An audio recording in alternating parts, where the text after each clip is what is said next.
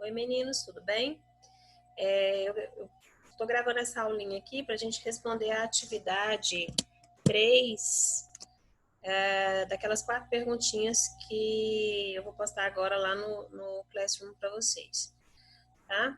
Essa atividade, galerinha, ela vai falar sobre a escravidão no Brasil, tá? Como que foi a escravidão no Brasil? Por que que teve a escravidão no Brasil? Deixa eu colocar aqui que esse negocinho. Bom, vamos lá. Vocês sabem que a escravidão é negra, né? A escravidão aqui, ela foi por causa da cor, né? Não é igual à escravidão antiga, por exemplo, dos egípcios antigos, dos gregos antigos, dos romanos. E as pessoas elas eram escravas por guerras, né? Ou eles eram presos em guerra ou por dívidas. Aqui no Brasil, no século XVI, elas foram escravas pela cor. Então, eles eram trazidos para cá, né? Eles eram capturados no seu território, no território ali africano, onde eles moravam. Entendendo, galera, dentro do território africano, eles já tinham os seus problemas de convívio, tá? Então, existiam ali, por exemplo, vários reinos, e um reino, ele brigava com outro reino, entenderam? Então, entrando em briga, eles capturavam pessoas do outro reino e levavam cativas. Ali eles tinham, né? Cada tribo ali, né? Que a gente fala tribo, mas não significa exatamente que seja uma tribo indígena, tá? Cada tribo, ou cada clã familiar, ou cada núcleo de povoado ali, né? Eles tinham um ritual diferente. Alguns eles permaneciam presos, outros eles humilhavam, outros eles comiam mesmo, outros eles faziam ritual religioso, né? Porque o pessoal da África ali, eles adoram vários deuses, né? Eles eram politeístas. Então, assim, tem uma série de coisas ali que eles faziam que eu não vou entrar em detalhes assim. Eu quero que vocês entendam que dentro do próprio território africano, eles tinham as suas rivalidades. Esses presos, por exemplo, eu briguei com a outra tribo e eu capturei pessoas. Chegou o momento em que os europeus entraram em contato comigo. O que eu vou fazer então? Eu vou aproveitar para ficar livre desse carinha aqui que eu peguei, que é meu inimigo, eu vou vender ele. Vender como? A troco de rum, que é uma bebida forte, o cachaça, né? A troco de ouro, a troco de munição, a troco de armas, tá certo? Então, essas pessoas, elas eram trocadas, os próprios negros do território, os próprios africanos vendiam as pessoas, vendiam os seus conterrâneos. Dentro da própria África, eles eram escravizados. Daí eles foram trazidos, eu não estou dizendo isso para justificar a escravidão, tá? Eu quero que vocês compreendam que é para vocês entenderem o processo, como que aconteceu. Então, eles mesmos vendiam os próprios conterrâneos, porque eles eram inimigos, tribos inimigas. Então, eles vendem, né, essas pessoas para reafirmar o seu poder ali na África, para reafirmar o seu reinado. Ali, então, eles vão trocar por ouro, por rum, né, por cachaça, por melaço. Os Estados Unidos faziam muito essa permuta e eles vendiam também muito para mercadores espanhóis e portugueses para trazer aqui para a América para a mão de obra da cana-de-açúcar. Quando eles saíam de lá para cá, eles vinham em navios negreiros ou navios tumbeiros. Eles podem ser chamados de negreiros ou tumbeiros. Tumbeiros por quê? Porque geralmente, galera, era uma tumba mesmo. Eles vinham, olha só, cada embarcação trazia cerca de 400 escravos. Na média, eles cabiam 100, 150. O que vinha de crianças foi a maior época assim, de genocídio de crianças, foi nesse período, porque eles capturavam demais criança, porque criança era fácil de ser capturada. Então, eles capturavam, colocavam nos navios, e a morte dessas pessoas era iminente, porque eles eram colocados no porão do navio ali, não tinha água direito, não tinha comida, então muitos morriam de sede e de fome. Outras vezes o navio estava assim à deriva no mar, naufraga, não naufraga, então eles acorrentavam as pessoas umas nas outras, tipo assim, 80 pessoas, vamos tirar 80 pessoas daqui para ficar mais leve o navio. Eles acorrentavam e jogavam com aquela bola de chumbo, e jogavam todo mundo no mar e matava afogado, certo? Para poder estabilizar o navio, para o navio não naufragar. Então, ou seja, havia diversos tipos de maus tratos. Quando eles chegavam no porto, né, nos portos, né, Rio de Janeiro tinha porto, Salvador tinha porto para a chegada de escravos. Então, quando eles chegavam, eles iam para um lugar onde eles passavam por um sistema de engorda. Ali eles ficavam uns dias até recobrar, porque a viagem deixava eles muito magros, então eles não conseguiam um bom preço por eles, daquele jeito, então eles deixavam eles engordando um pouco, passava óleo no corpo, porque a pele negra, ela fica muito bonita com óleo, porque ela fica reluzente, né? Então, eles mostravam, então eles compravam essas pessoas como se fossem bichos. Então, eles olhavam os dentes, eles olhavam unhas, eles olhavam para ver se estava tudo bem, né? E eles eram caríssimos. A pessoa, para ter um escravo, ela tinha que ter muito dinheiro. Então, quanto mais escravos, maior o poder aquisitivo da pessoa, mais dinheiro a pessoa tinha. E eles iam e levavam essas pessoas para trabalhar nos engenhos. As condições de vida eram as piores possíveis, tá? Então, eles eram ali, eles ficavam ali na senzala. A senzala, eles ficavam ali, homens, mulheres, todos acorrentados, sofriam castigos muito grandes. Então, eles iam para o tronco, eles eram chicoteados, né? Eles passavam restrições de todo tipo de comida, eles eram obrigados a trabalhar de sol a sol, eles não tinham descanso. Eles tinham formas de resistência também, tá, galera? Como, por exemplo, as mulheres faziam muito aborto, eles usavam a capoeira, porque a capoeira, na verdade, ela é uma dança africana que eles dançam para os orixás deles lá, para os deuses que eles têm na África, né, nos rituais religiosos. Aqui no Brasil, como forma de resistência, eles mudaram a capoeira para uma luta. E a capoeira, né, vocês devem conhecer a capoeira, eles lutavam, com os pés, né? Então eles chutavam as pessoas e davam hemorragia interna. Então eles não sabiam que a pessoa tinha morrido. Eles suspeitaram, começaram a suspeitar depois.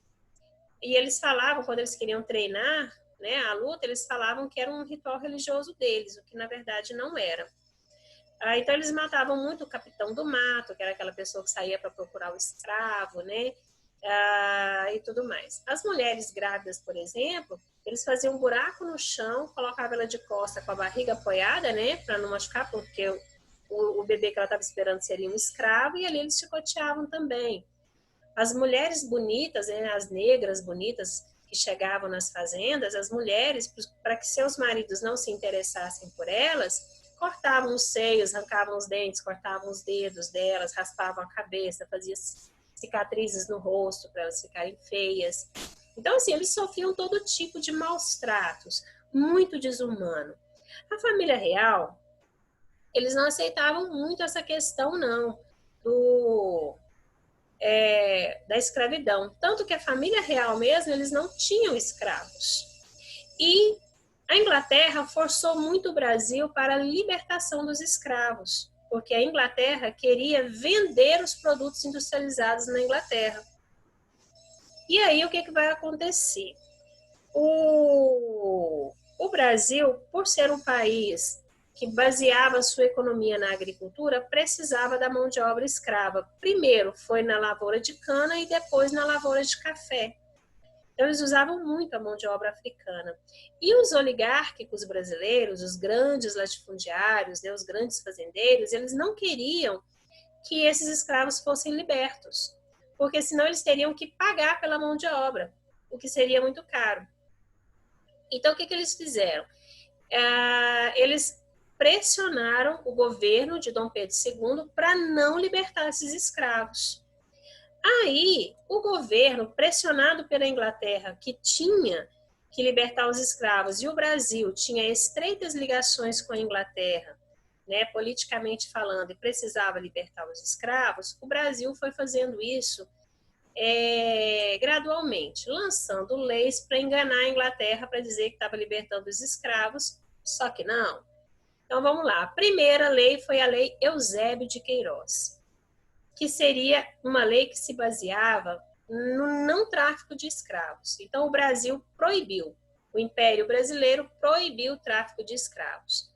A Inglaterra falava assim, Dom Pedro, você tem que libertar os escravos. Aí ele falava assim, eu já proibi o tráfico. Entenderam? Então, tipo assim, não tem tráfico, né? A escravidão que está aqui logo vai acabar. Só que a Inglaterra não queria isso, ela queria a libertação dos escravos. Essa lei foi chamada de Lei Eusébio de Queiroz.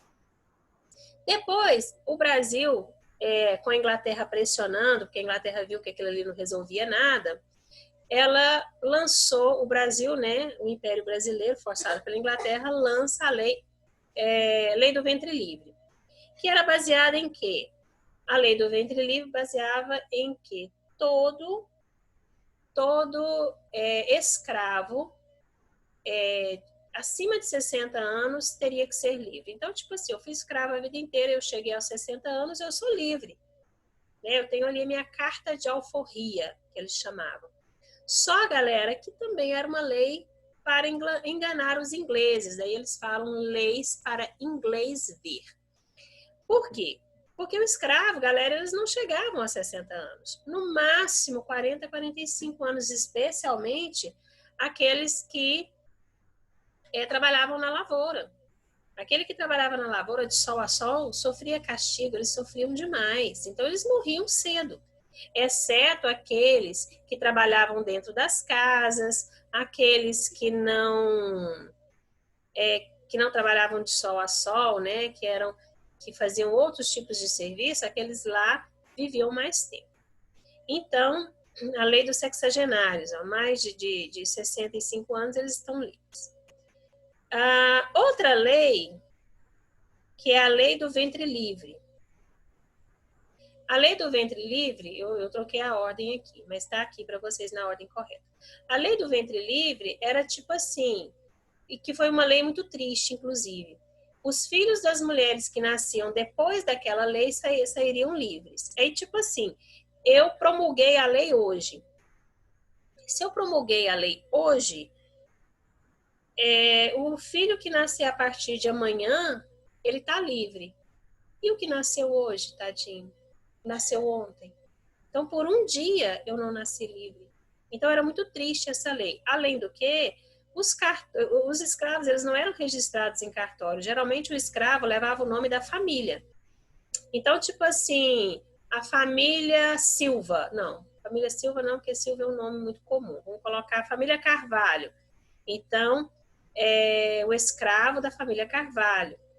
Né? Então, eles colocavam, por exemplo, Tereza Carvalho. Por quê? Porque é da família Carvalho que ela pertence. Sebastião Carvalho. Por quê? Porque esse escravo é lá da família Carvalho. Então, eles não registravam em cartório. Não tinha como você saber se ele nasceu tal dia ou tal dia. Eles enganavam. Eles trocavam as datas. Então, tudo era burlado no Brasil naquele momento. Até que veio a pressão da Inglaterra muito forte para a libertação dos escravos, é que a princesa Isabel, em 3 de maio de 1888, assina a Lei Áurea, libertando os escravos. Nesse momento, Dom Pedro II nem estava no Brasil, ele estava viajando pela Europa, tá? Conhecendo a Europa. Inclusive, galera, se eles tivessem ficado no Brasil, se eles tivessem governado com liberdade, o que eles não fizeram porque a oligarquia não permitiu, o Brasil tinha avançado muitos anos, porque eles não foram, assim, o governo dele em si não foi ruim, mas eles não permitiram que ele governasse. Então, os escravos foram libertados. Só que esses escravos, galera, eles foram libertados sem nenhum tipo de assistência social para eles. Eles simplesmente pegaram assim, uma leva muito grande de pessoas que tinham sido escravizados e simplesmente soltou no mundo aí. E aí, o que vai acontecer?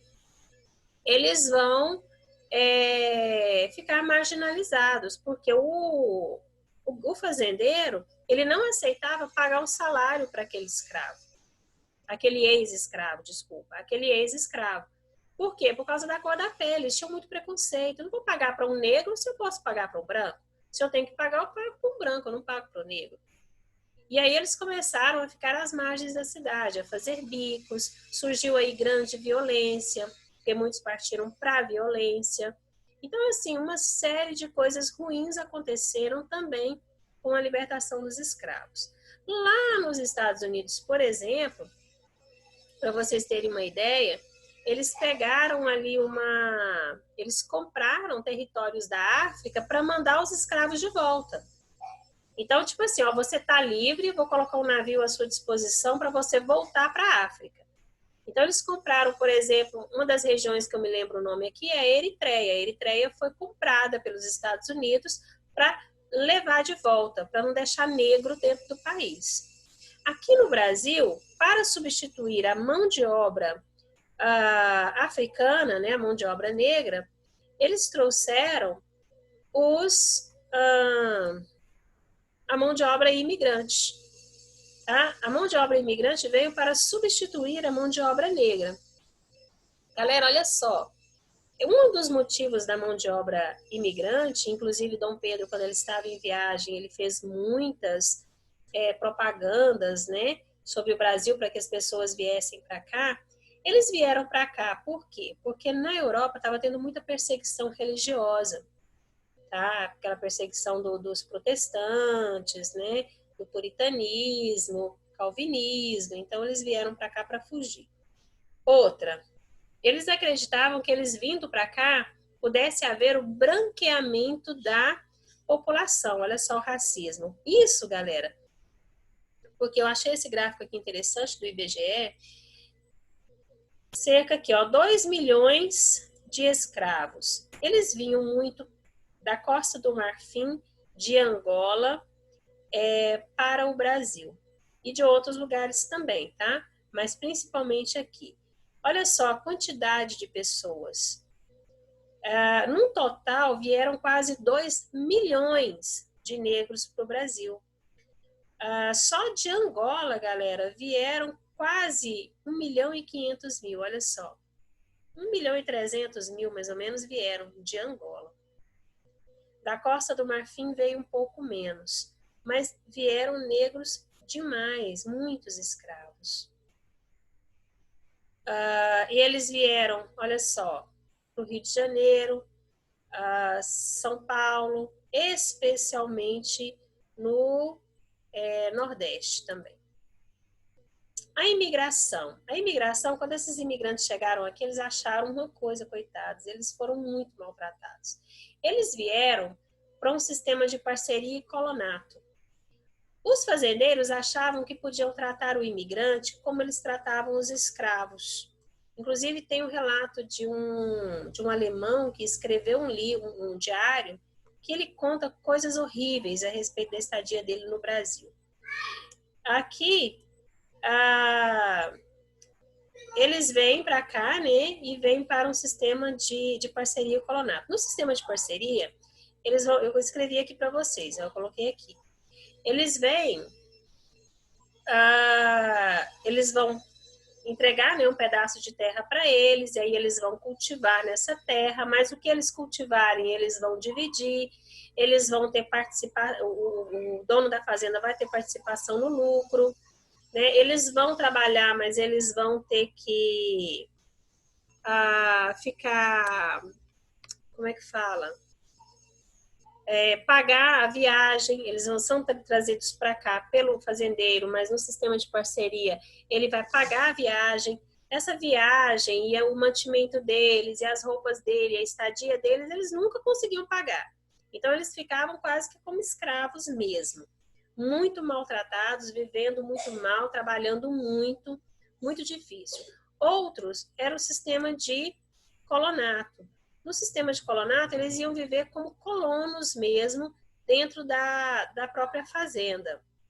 esse sistema de colonato, eles não trabalhavam, mas eles eram explorados. Eles não dividiam, né? Mas eles eram explorados porque eles viviam ali e eles tinham que comprar também tudo que eles produziam, tudo que eles queriam comer, certo? Então eles aproveitaram muito.